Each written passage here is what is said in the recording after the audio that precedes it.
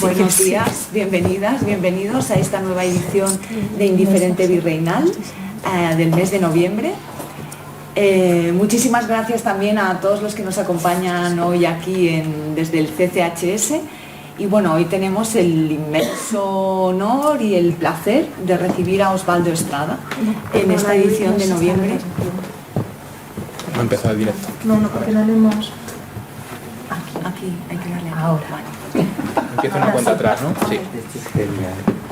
Buenos días, bienvenidas, bienvenidos a esta nueva edición de Indiferente Virreinal del mes de noviembre. Muchísimas gracias a todos los que nos acompañáis en redes y a todos los que habéis venido aquí a esta sede en el CCHS CSIC en Madrid. Recuperamos el directo y pues la presencialidad gracias a Osvaldo Estrada. Osvaldo Estrada es profesor de literatura latinoamericana en la Universidad de North Carolina en Chapel Hill y tenemos la suerte de tenerlo estos meses en el CSIC, donde pues está desarrollando una beca Fulbright a propósito de la figura de Sor Juana, que es lo que nos convoca hoy. Osvaldo Estrada pues tiene un larguísimo recorrido, una larga trayectoria y destacan muchísimos libros de crítica, ¿no? Es autor de varios libros como Ser mujer y estar presente, con una maravillosa portada de la artista mexicana Perla Estrada, de la UNAM de 2014, Senderos de violencia, Latinoamérica y sus narrativas armadas del 2015, Troubled Memories, Iconic Mexican Women and the Types of Representation, este es de 2018 en Nueva York, Macondo, el crack y los destinos de la literatura contemporánea, este editado con Pablo Brescia, de 2018, Literatura y globalización, Latinoamérica en el nuevo milenio, editado con Eva Valero en 2019, Fronteras de la violencia, la lista es larguísima y estoy resumiendo. Fronteras de violencia en México y Estados Unidos del 2021 y ya del 2023 los dos a propósito de Rosa Beltrán, me encantan, afectos literarios y el arte de narrar y vivir la violencia en Perú. Creo que es un recorrido, pues la verdad, crítico muy interesante y vemos también que hay unos títulos que de algún modo yo creo que podrías también definirte como titulista, ¿no? Si alguien quiere titular alguno de sus libros, desde luego Osvaldo, pues creo que es y eso tiene mucho que ver porque no es solo crítico literario, sino que también es escritor y ahí quería ir yo, ¿no? También porque como autor de ficción ha publicado también una larga lista, ¿no? El secreto de los trenes, Luces de emergencia, Las locas ilusiones y otros relatos de migración, Las guerras perdidas, Incurables, relatos de dolencias y males y Tus pequeñas huellas, que es el último, ¿verdad? Sí. Entonces el recorrido crítico de Osvaldo, pues la verdad es muy largo y muy interesante. Entonces estábamos hablando y bueno, yo creo que es muy interesante lo que nos vas a proponer hoy a propósito de esta lírica coral de Sor Juana, porque yo creo que partes de una premisa, dentro también forma parte de esta estancia Fulbright que te ha traído hasta Madrid y que estamos felices de tenerte aquí, que es pensar sobre el feminismo de Sor Juana, ¿no? Cómo esas piezas menores, villancicos, poesía religiosa, prólogos, dedicatorias, cómo pues de algún modo cómo ella es capaz de construir y articular un discurso feminista que sigue pues atrapando el interés hasta el día de hoy, ¿no? Entonces de algún modo esa es la primera idea, ¿no? que nos convoca y con la que vamos a iniciar este recorrido, ¿no? A propósito de Sor Juana. Me parece también muy interesante porque lo que nos propones encaja muy bien en la línea de Indiferente Virreinal. Tuvimos también anteriormente el seminario de Carla Fumagalli, que también se centraba en esos aspectos periféricos, ¿no? En todo el elemento paratextual de Sor Juana, ¿no? Entonces, partiendo de esos espacios, ¿no? Liminales, de esas composiciones menores, de esa lírica coral, a mí me interesa mucho escucharte, ¿no? Y a ver qué es lo que nos vas a decir a propósito de esa exploración feminista, ¿no? Y qué es lo que nos tiene que decir Sor Juana a día de hoy, ¿no? En fin, muchísimas gracias, Osvaldo, por pasarte por Indiferente Virreinal, por venir al Archivo Colonial y por estar estos meses aquí en el CSIC con tu Fulbright. Gracias a ti. Entonces ahora coloco esto ahí. Sí, no, pero si no te importa, porque la esponjita la vamos a colocar según instrucciones por la parte de fuera y entonces la solapita esta maravillosa así. Queda ahí. Muy bien. Pues muchísimas gracias. Antes que nada es un honor estar aquí en el CSIC y feliz de estar aquí conversando contigo y ser parte de este seminario. Y muchas gracias a todas por estar aquí también y por participar con nosotros y volver un poquito a la presencialidad después de tanto tiempo de hacer estas comunicaciones virtuales. Tú sabes que yo he trabajado en Sor Juana desde hace mucho tiempo en distintos proyectos y siempre me ha llamado la atención esto, ¿no? Los pedacitos, los trocitos. Pienso mucho en Sara Pot Herrera, que trabajaba, claro, en los guardaditos de Sor Juana.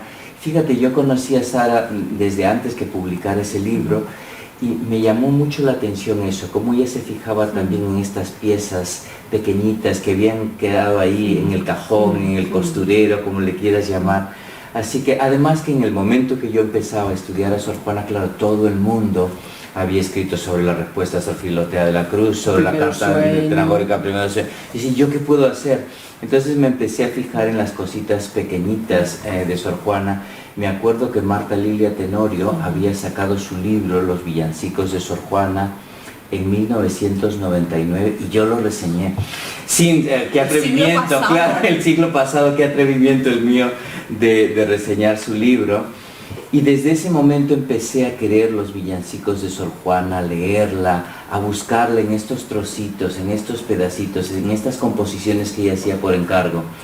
Y así lo fui haciendo a lo largo de varios años. Después me interesó, porque tú sabes que yo me he movido mucho entre la literatura colonial y la literatura contemporánea, siempre viendo cómo se van repitiendo estos temas, retrabajando, rearticulando en la época contemporánea. Lo hice con mi primer libro, con Bernal Díaz del Castillo.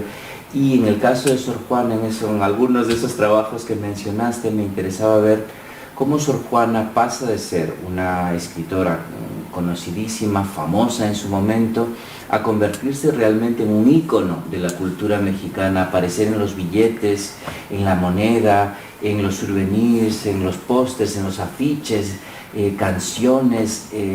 Me acuerdo la primera vez que yo fui a estudiar al Colegio de México, en el programa interdisciplinario de estudios de la mujer, quería yo ir al convento de Sor Juana.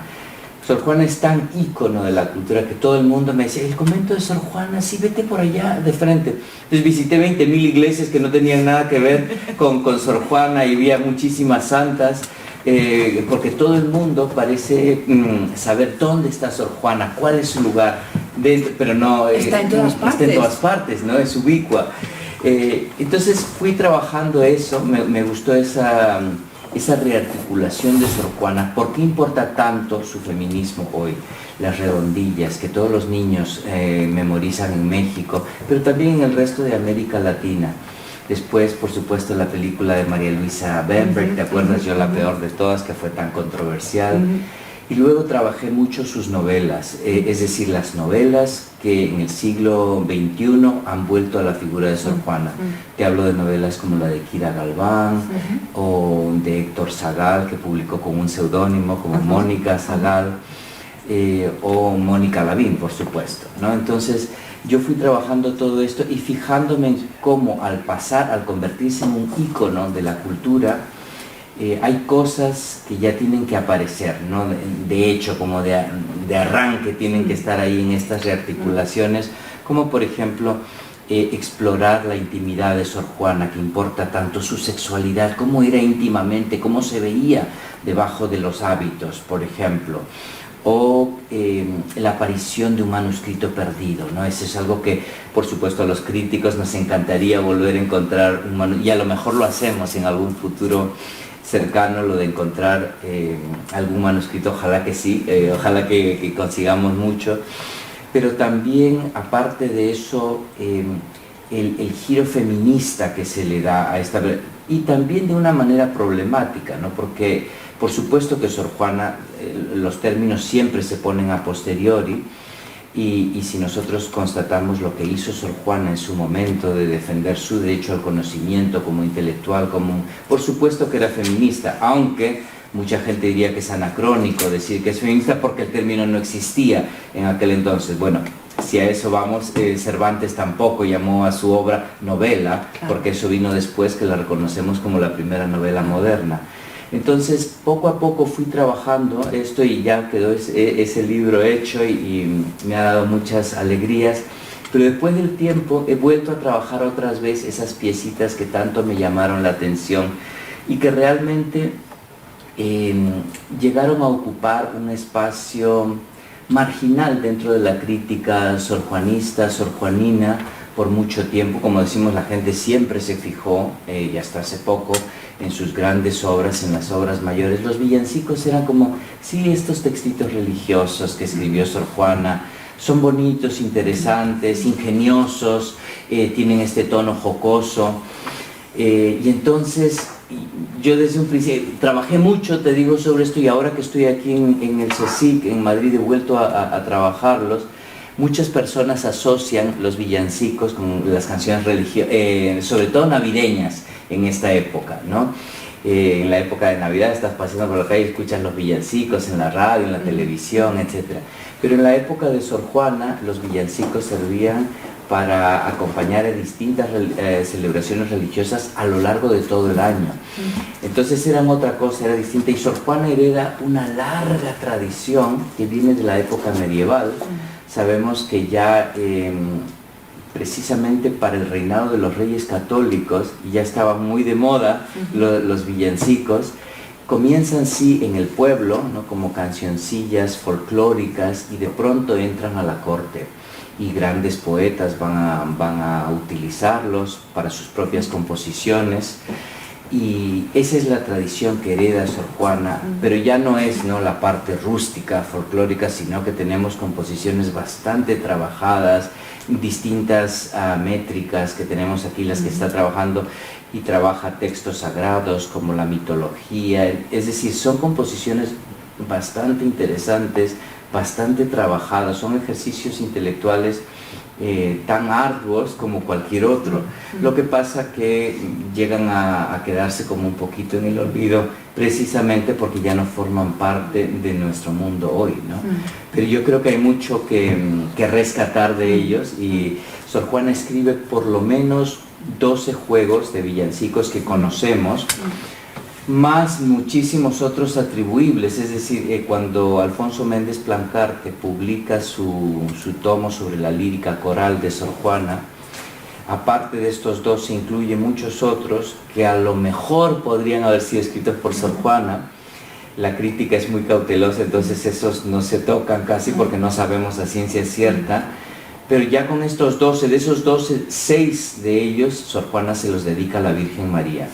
Mira, para las fiestas de la Asunción o de la Concepción, y los otros a San Pedro Nolasco, a San Pedro Apóstol, a San José, y también 32 letras sueltas que escribe para la celebración de un convento, para la inauguración de un convento, a San Bernardo. Entonces, tiene toda esta lírica coral y es una mina de información que está esperando que nosotros estemos ahí trabajándola. Y te digo por qué, porque aparte del libro de Marta Lilia Tenorio, aparte del libro de Darío Puccini, que me va a fallar la memoria, pero en 1962, por ahí me parece, escribió un libro sobre los villancicos de Sor Juana. Por supuesto que también Octavio Paz los menciona, y Electa Arenal, Georgina Sabate Rivers. Poco se había tratado el tema de los villancicos, y cuando se trataba era sobre todo, te estoy hablando después de ellos, que fueron como los estudios pioneros, para hablar más que nada del tratamiento de la otredad, cómo aparecían los personajes indígenas, el elemento negro, sobre todo recalcando la mexicanidad, lo nacionalista, el nacionalismo mexicano dentro de esos villancicos. Y después poco a poco se fueron aquilatando más por su feminismo, ¿no? Aquí estoy pensando precisamente en Electra Arenal, por ejemplo, o en Georgina Sabate Rivers, aunque Georgina Sabate Rivers los mostraba también como la muestra de lo más religioso en Sor Juana Inés de la Cruz. Y yo creo que sí, podemos hablar de esto. Por supuesto que la religión estaba ahí, estos villancicos son religiosos, pero creo que en todo momento Sor Juana los utiliza para darle una vuelta, para autorretratarse ella misma dentro de estas composiciones y para vendernos su filosofía, para darnos su pensamiento tan disidente, tan radical en ese momento. Genial. A ver, nos has lanzado esa primera idea, ¿no? De que tenemos clarísimo y rastrear que Sor Juana es un icono. Lo podemos rastrear en toda la literatura contemporánea y es así. Pero luego también reivindicas, también es una forma muy moderna, ¿no? de mirar hacia atrás, es la importancia de ver esos guardaditos. Y aquí hemos nombrado a Sara Poth, ¿no? Porque pues es un referente absoluto y aparte también nos convoca en esa red de yusi mexicanistas que, bueno, pues es necesario también, a la ¿no? cual pertenecemos. A la cual pertenecemos casualmente. Pero, y es muy importante, ¿no? Ese tipo de mirada, ¿no? que nos lleva a los guardaditos, a esos espacios periféricos. Y lo interesante yo creo que es ver que en esos espacios liminales podemos volar y podemos proyectar pues distintos modelos de mujer, ¿no? Claro. Ya sea en un contexto religioso o en un contexto profano, están íntimamente interrelacionados. Ya estamos viendo que la corte y el convento son lo mismo, no podemos separar, ¿no? Entonces lo religioso en esa época era, estaba en todas partes. Y entonces has lanzado también otra de las grandes ideas que estás trabajando ahora y que, bueno, tenemos también muchas ganas de escucharte, es viendo también cómo ella se autorretrata en esos pequeños espacios, ¿no? Porque eso nos permite el doble juego, ¿no? Del circuito íntimo, el circuito intelectual al mismo tiempo.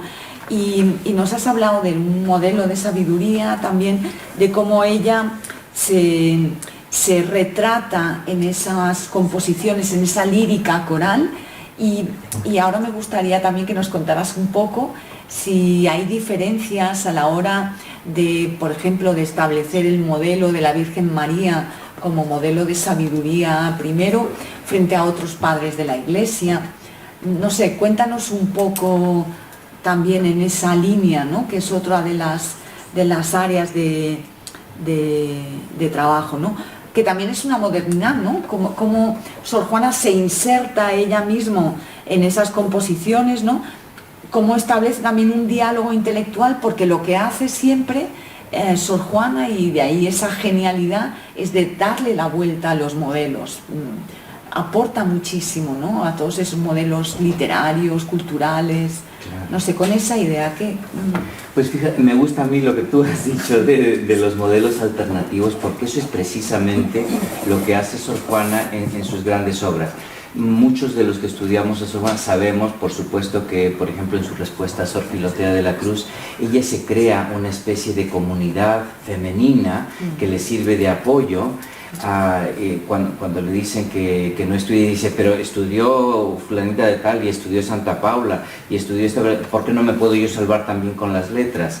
Esa comunidad de apoyo también la va a crear en otros momentos, y por supuesto la Virgen María es uno de sus mayores ejemplos, pero no uno de sus mayores ejemplos, y aquí es lo que yo quisiera recalcar. Por supuesto que en la época de Sor Juana la mariología estaba en boga, hay muchas personas que están escribiendo sobre la Virgen María, los villancicos marianos estaban muy de moda, no solamente en la Nueva España, sino también en el Virreinato del Perú y en otras partes, en la península ibérica, por supuesto.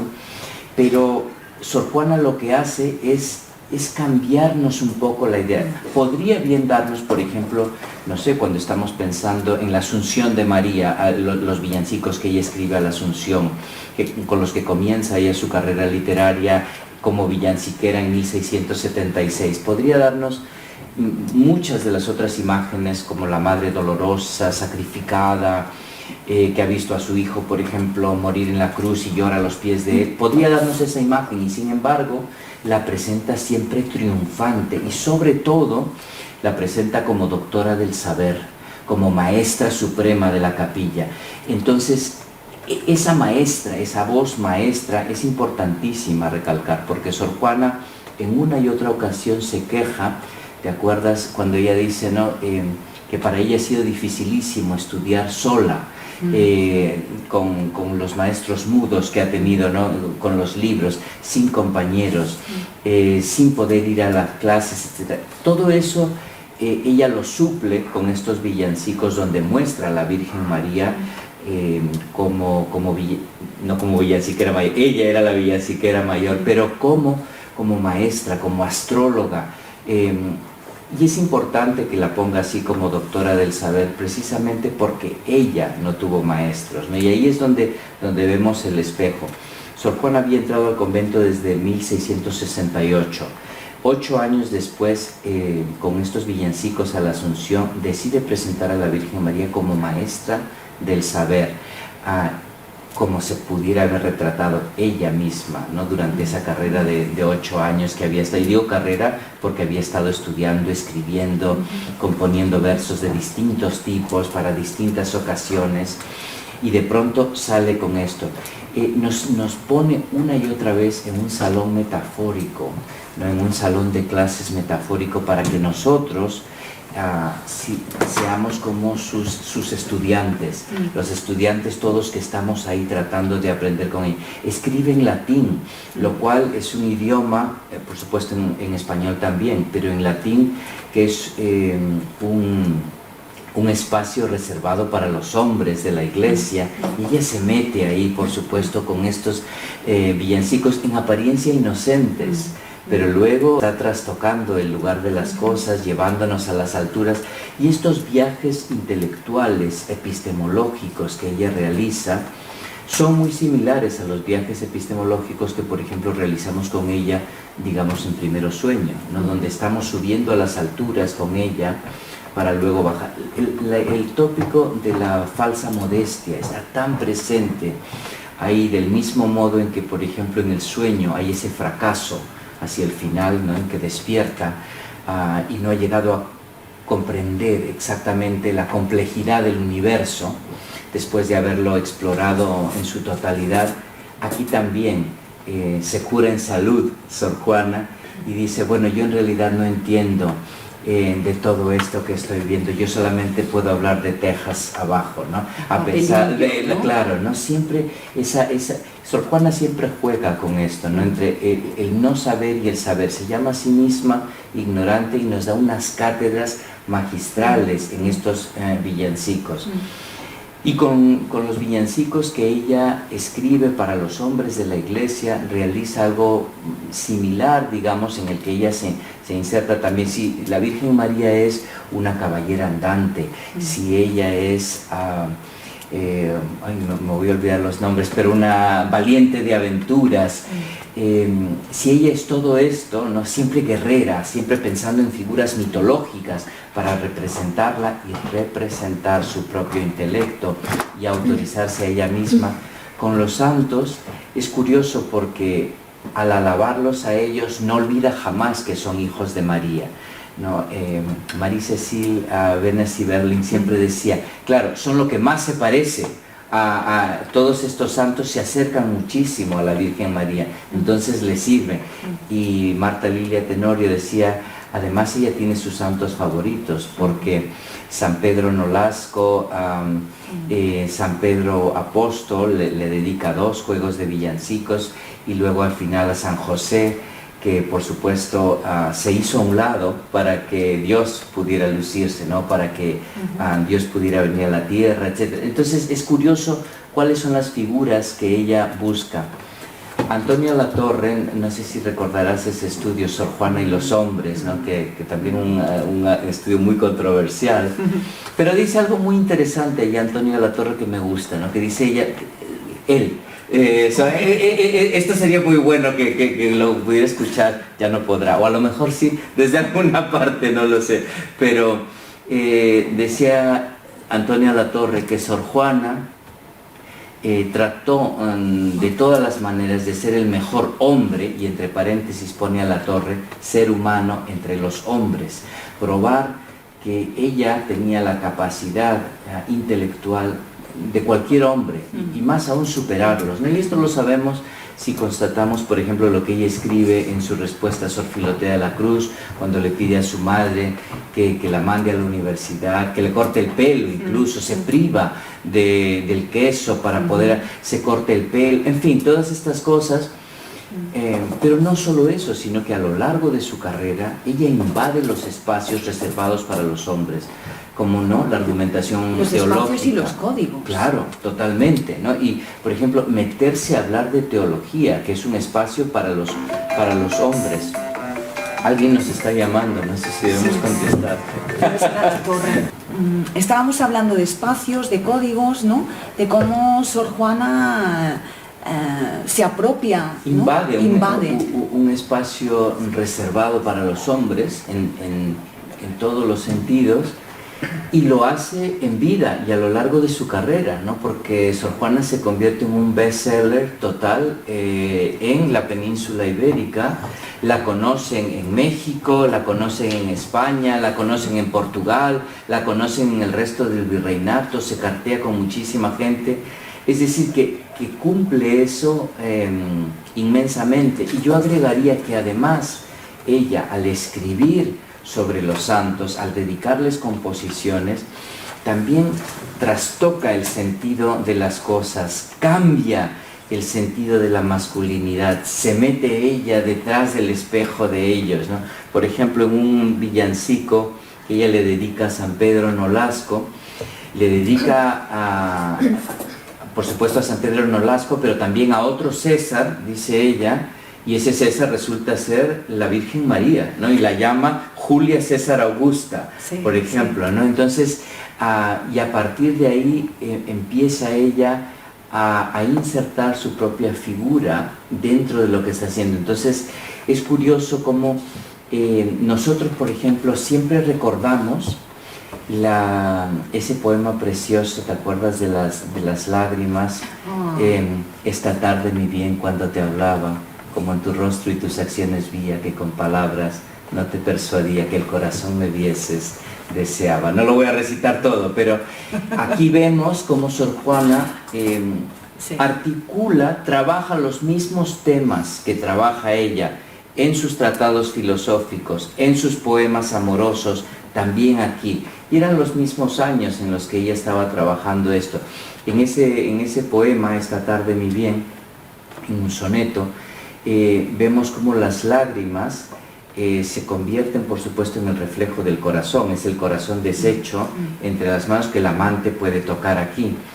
Y aquí también, aquí y en otros villancicos que ella le dedica a San Pedro Apóstol, trabaja ella una y otra vez el tema de las lágrimas, el tema de las lágrimas en estos santos de la Iglesia como reflejo del corazón. Por supuesto que ella está rearticulando, retrabajando temas que ya habían venido de una larga tradición. Piensa, por ejemplo, en la égloga primera de Garcilaso de la Vega, ¿te acuerdas? Salir sin duelo, lágrimas corriendo, toda la herencia petrarquista que llega hasta sus manos. ¿Y qué son las lágrimas? Por supuesto, el reflejo de todo eso que no podemos ver, no podemos palpar los sentimientos, no podemos ver las emociones más íntimas, más guardadas en el corazón. Era uno de los temas predilectos de Sor Juana, que no solamente utiliza en su poesía amorosa, sino también aquí cuando está tratando a los santos. También es curioso lo que hace con ellos, porque no son los santos aquí, sino que en cierto momento, hay un momento maravilloso que me encanta, que dice San Pedro Nolasco, que dice, sí, hacía esto y liberaba a los cautivos, entregó todas sus prendas y sus monedas para liberar a los cautivos, en Valencia precisamente, pero además también como buen francés los curaba del mal francés, ¿no? Está hablando de la sífilis. Y Alfonso Méndez Plancarte, al editar al llegar a este momento, dice, es curioso, ¿no? Cómo no escandalizaba a nadie, más bien es interesantísimo cómo Sor Juana juega con todo, y no le importa transgredir, ¿no? A estas figuras. Más que pensar que el público no se maravillaría al ver algo así, pensemos en la audacia de una mujer para realizar este tipo de juegos verbales para entretener al público, además en distintas lenguas, ¿no? En español, pero después en un tocotín a lo mejor aparece en náhuatl o a lo mejor en latín, de vez en cuando están hablando en lengua portuguesa, y esto es no típico de Sor Juana Inés de la Cruz.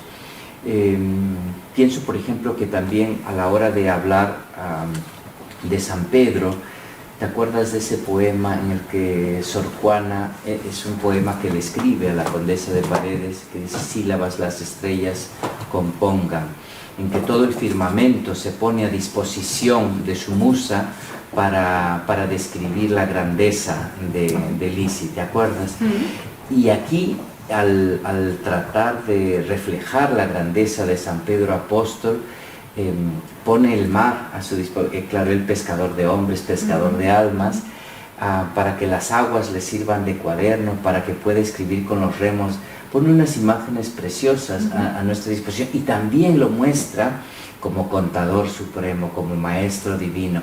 Otra vez, este afán por enseñar, ¿no? Por darnos su propia teología, por mostrarnos qué pueden hacer ellos, los santos, para darnos lecciones de teología. Sí, no, yo creo que en todo este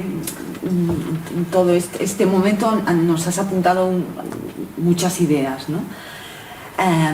Me parece muy importante también destacar el hecho, la idea de circulación, ¿no? Aprovechando también esta última metáfora de las ondas del mar, ¿no? Entonces, en esta circulación me parece clave pensar cómo Sor Juana puede moverse, ¿no? Cómo va circulando en distintos espacios, apropiándose de distintos códigos, y cómo es muy interesante ver cómo una misma metáfora aparece en distintos registros, ¿no? Esas lágrimas, esos corazones, ¿no? Eso me parece interesantísimo ponerlo también, reivindicarlo para Sor Juana, ¿no? Como ella conoce perfectamente los códigos que imperan en cada espacio y cómo se apropia de ellos y cómo transgrede, ¿no? Porque puede aparecer en distintos circuitos. Eso me parece muy importante. Me parece también muy importante lo que señalabas antes de esa apuntar la idea de comunidad, de genealogía, de vamos a ver qué panteón de mujeres sabias pueden formar parte también de este espacio de saber, ¿no? Y porque aquí también trabajamos mucho en perspectiva transatlántica, y qué importante es ver en esa circulación de saberes, de códigos, también de modelos de mujer, ¿no? Como ella también tiene la necesidad de escribir cartas, ¿no? De comunicarse con distintas comunidades. Entonces, claro, a mí cuando pensamos pues de esta manera, ¿no? Con esta perspectiva, y pensando también como esa caballera andante, ¿no? Casi me sale el título del libro de Marco, ¿no? De Margot Glantz, de la cabellera andante, pero no, de la caballera. Marco ha escrito tantísimo tanto, sobre Sor ¿no? Juana. Es que además son tantos referentes, ¿no? Son mujeres sabias, ¿no? Claro. Que convocan a mujeres sabias, ¿no? Sarah Pot, Margot Glantz, Georgina Savant de Rivers, ¿no? Todo en esa órbita sorjuanina. Entonces, me parece muy interesante trazar también esos hilos, ¿no? En esas genealogías, y claro, si pensamos en la reivindicación desde este punto de vista también intelectual de la Virgen María, claro, inevitablemente pienso en Sor María de Ágreda, ¿no? y la Aquí tú has trabajado tanto. la mística ciudad de Dios, ¿no? Que también es Sor Juana y están en su universo intelectual, creativo, ¿no? Y cómo, la menciona, claro, de hecho. ¿no? Entonces, cómo reivindican, ¿no? Ellas, pues la figura de la Virgen María, y por eso también me parece interesante establecer esa comunidad, esa genealogía femenina, esa caballera, ¿no? de la Virgen, ¿no? Y lo apuntabas, ¿no? Creo que es importantísimo pensar en comunidades afectivas, en genealogías intelectuales y cómo podemos ir estableciendo distintos lazos, ¿no? De la época y que llegan hasta el presente. Y tú hablabas dentro de esos lazos, pues Sor Juana es un icono, ¿no? Entonces, y no pienso en ese libro, ¿te acuerdas? Untold Sisters, sí. Que también fue, ese libro de Feminist Perspectives, no me acuerdo ahora el título exacto, pero lo que tú dices es tan cierto, esta sororidad femenina, sí. Porque no tendemos a pensar que Sor Juana estaba sola, no estaba sola. Habían otras mujeres que también estaban escribiendo y de hecho aquí estuvo, ¿te acuerdas? Beatriz Colombi presentando las cartas de Lisi que nos abren, por supuesto que sabíamos de la amistad íntima, inmensa, intensa entre la condesa de Paredes y Sor Juana Inés de la Cruz, pero leer esas cartas en las que la condesa de Paredes escribiéndole a su prima, a la duquesa de Aveiro, en Portugal, esas conexiones transatlánticas y pensar en Sor Juana, que después por supuesto escribe ya sus enigmas para la Casa del Placer y todo lo demás, pensar en estas redes me parece que nos abre nuevas puertas de conocimiento, ¿no? Y también que nos devuelven la genialidad de Sor Juana. Pienso en esa carta, en esa primera carta de Licia, la condesa de Aveiro, en que la llama Sor Juana rara mujer, sí, ¿no? Sí. Una rara mujer cuyo ingenio es, ¿no?, sobrenatural, ¿no? Y le cuenta cómo ha crecido en un pueblo de indios y sin embargo llega a la corte y se educa y todo lo demás. Me parece importantísimo precisamente por eso, porque Sor Juana pone a la Virgen María como una maestra del saber, cuando ella misma lo es, ¿no? Es una autodidacta. Y yo creo que ahí está la clave de notar cómo Sor Juana se mete, aunque sea la figura de un hombre o la figura de una mujer, ella se mete ahí. Mira, por ejemplo, en uno de los villancicos que ella le dedica a San José, que se ha convertido en uno de mis favoritos porque es el que estoy trabajando ahora. Así que siempre cuando te dicen, ¿qué es lo que más te gusta de lo que has escrito? Lo que estoy haciendo ahora mismo, ¿no? Claro. Ella escribe este juego de villancicos en 1690, ¿te acuerdas? El 1691 ya es la respuesta a Sor Filotea de la Cruz, para 1695 ya Sor Juana ha muerto, pero en 1690 ella está escribiendo estos villancicos en apariencia inocentes, en apariencia no van a molestar a nadie, pero aquí también, y es la época en la que ella está escribiendo la carta atenagórica o crisis de un sermón, que le causa tantísimos problemas porque se mete ella en la cuestión de tratar, otra vez una cuestión de hombres, las finezas de Cristo. En esa carta, como sabemos, ella está tratando quién hace mayores favores en este caso, ¿no?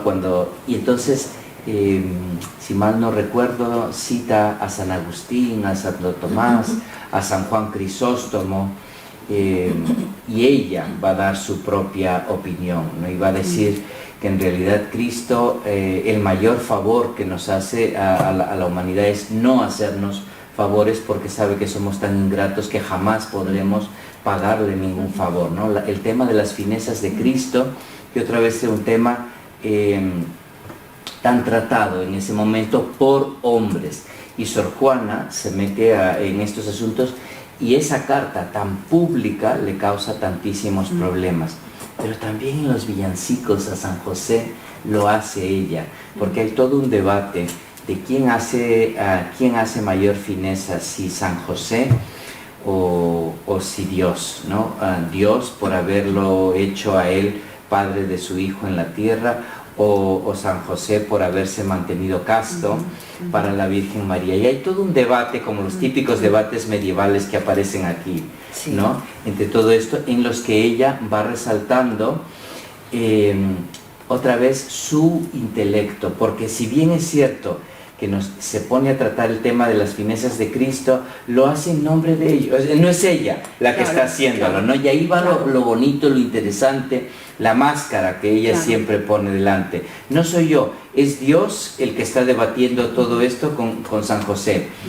Y esto es bastante inédito, ¿no? Lo que ella esté haciendo esto, que una mujer, y no solo eso, sino que diga, y por favor no te sorprendas de que es una mujer la que está haciendo esto, le dice en otro juego de villancicos a San Pedro Apóstol, ¿no? No vayas a negar como negaste a Cristo 3 veces, ahora no niegues que una mujer es la que está realizando esta argumentación teológica. Claro, porque eso nos lleva a uno de los temas fundamentales, ¿no? Cómo estas mujeres siempre tiene que haber una mediación, ¿no? Ya sea un no soy yo, o ya sea un sueño, ¿no?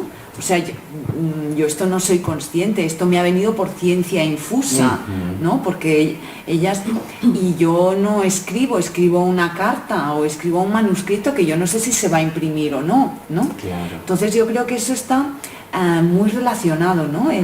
También en los formatos, ¿no? Por y eso nos lleva también ya para ir, pues de algún modo, retomando el hilo, ¿no? De esos guardaditos, ¿no? Y también pues para ir un poco pues eso, retomando el hilo, la importancia de reivindicar esos espacios de lírica coral como lugares perfectos, o sea, reivindicarlos como lugares de estudio, porque dentro de esa cronología es muy interesante ver cuando escribe un villancico que a lo mejor también coincide con una redacción de una primera obra o una carta, ¿no? Todo ese universo creativo, ¿no?